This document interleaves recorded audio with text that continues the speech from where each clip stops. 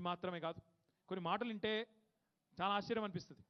ఇవాళ కొంతమంది మాట్లాడుతున్నారు, ఢిల్లీలో కేశవరావు గారి నాయకత్వంలో గత వారం రోజులుగా, ఒక రోజు కాదు 2 రోజులు కాదు, వారం రోజులుగా అటు రాజ్యసభలో ఇటు లోక్సభలో మన పార్టీ పార్లమెంట్ సభ్యులు, టీఆర్ఎస్ పార్టీ పార్లమెంట్ సభ్యులు పేగులు దిగేటట్టు వరుతున్నారు.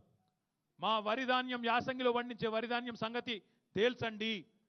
అసలు జాతీయ పార్టీకి, జాతీయ ప్రభుత్వానికి, కేంద్ర ప్రభుత్వానికి ఆహార ధాన్యాల కొనుగోలు విషయంలో ఒక జాతీయ విధానం ఉండాలి అని చెప్పి వారం రోజుల నుంచి గొంతులు చించుకుంటుంటే అక్కడ ఉలుకు లేదు, పలుకు లేదు, దున్నపోతు మీద వానబడ్డట్టే ఉన్నది తప్ప స్పందన లేదు. ఇంకా స్పందన లేకపోగా చిల్లర మల్లర మాటలు. ఒక బీజేపీ ఎంపీ ఉన్నాడు, వాడంటాడు కేసీఆర్ కేటీఆర్ బియ్యం స్మగ్లర్లు అంటాడు. వాడు దివానాగాడు, వాడు మనిషా పశువా, వాడిని ఏమనాలి నాకు అర్థం కాదు. బియ్యం స్మగ్లర్లా ఏమైనా తెలివి ఉందా? మెదడు మోకాళ్ళకి జారిందా?